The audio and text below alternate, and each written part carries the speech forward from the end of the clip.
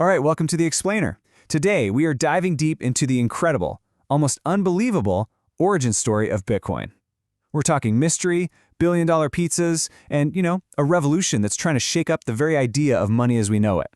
So let's just kick things off with a question that honestly sounds like a crazy riddle, but I promise you it's a true story, and it perfectly captures the absolutely mind-bending journey of Bitcoin.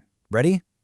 How did two pizzas, yes, two regular pizzas, end up becoming worth over $1 billion? The answer to that question, well, it's a huge moment in financial history. Okay, so before we can really get Bitcoin, we have to back up a little. We need to understand the problem it was trying to solve in the first place. And that problem, it has to do with money itself. For pretty much all of human history, money has been changing. First, we bartered stuff, right? Chickens for shoes, that kind of thing. Then we moved on to precious metals, like gold. And then, eventually, we got paper money. Now, that last step is super important, because our modern paper money, it isn't backed by gold or anything physical. It's really just backed by a promise from a central authority. Think governments, think central banks. Our entire global financial system is literally built on us trusting them to manage that promise. But then, 2008 happened. And for millions of people, that trust was completely shattered. The global financial crisis basically laid bare just how fragile that whole system of promises really was. And that moment of chaos, it created the absolute perfect opening for a radical, totally new idea. And then, almost like it was planned, a mysterious figure emerges from the digital shadows. On Halloween of 2008, of all days, a paper gets published by someone, or maybe a group of people, we still don't know, using the name Satoshi Nakamoto. And look, this wasn't just some academic paper destined to collect dust. No way! Within just a few months, this idea became a reality. The domain bitcoin.org was registered, the white paper was out there, and then, in January 2009, boom, the Bitcoin network went live. The very first transaction happened, sent from Satoshi to a programmer and early crypto pioneer named Hal Finney. The great experiment was officially underway. And Satoshi left us a little clue, a hint about their motivation. This message, it's a headline from the Times newspaper in the UK, was actually embedded into the code of the very first block of Bitcoin ever made. It was a direct, timestamp shot at the financial system, a comment on the exact instability that Bitcoin was created to be an alternative to. So who is this person, or people? Honestly, that's one of the biggest mysteries in modern tech. There are a ton of suspects, right? You've got pioneers in digital currency like Nick Szabo and Adam Back, even Hal Finney himself, the guy who got the first transaction. But here's the thing. To this day, nobody has ever definitively proven who Satoshi really is. But here's the thing about creating a new kind of money.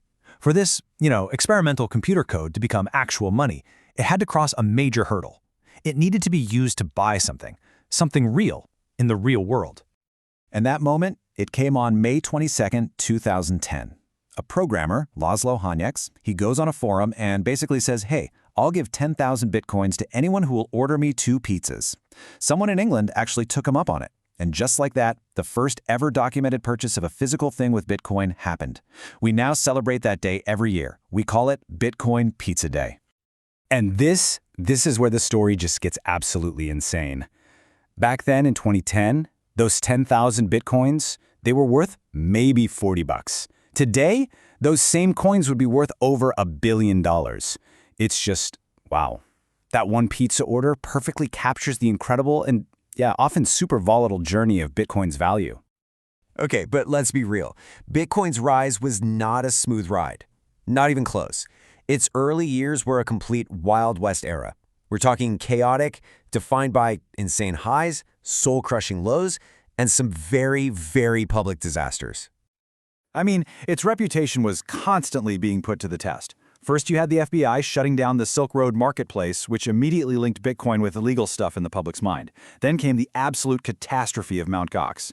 This was the biggest Bitcoin exchange in the world at the time, and it just collapsed after a hack. Hundreds of thousands of Bitcoins just gone. And that, plus a whole string of other major hacks and failures, like the recent FTX debacle, really shook people's confidence to the core. And while all that drama was going on, the price was doing its own crazy dance. Bitcoin became famous, or maybe infamous, for these wild boom and bust cycles. The price would just rocket up to these mind-boggling new highs, then it would crash spectacularly.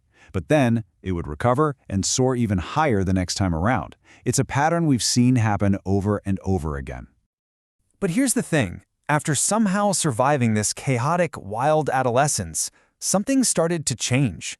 Bitcoin began this slow, steady march from being this weird thing on the fringes of the internet to something that started to get mainstream financial recognition. You started to see these key moments that signaled a whole new phase of legitimacy. I mean, in 2021, an entire country, El Salvador, made history by adopting Bitcoin as legal tender. Then in 2024, you get this landmark decision from US regulators approving Bitcoin ETFs. That was huge because it opened the door for mainstream investors to get in on the action through their normal stock market accounts. That said, the world is still totally divided on what to do with this thing. On one hand, you've got countries like El Salvador going all in, making it legal tender. Then you have places like the US, which are trying to build regulatory frameworks around it. And on the other extreme, you have countries like China that have basically banned it for any financial institutions. So when you step back and look at the big picture, it's pretty clear. Bitcoin survived. It made it through this incredibly wild journey. It's transformed from this niche, obscure project for crypto nerds into a globally recognized financial asset with a market cap well into the trillions of dollars. That's a big deal. You know, its journey has been, well, nothing short of heroic, really. It has defied collapse, controversy, you name it, time and time again. But the big question, the one that's still hanging in the air for everyone, is what's next? What's the final chapter of this story? Is this thing the future of money? Is it a new kind of digital gold? Or is it all just one spectacular bubble that's waiting to finally pop? The only thing we know for sure is that the story is a long way from being over.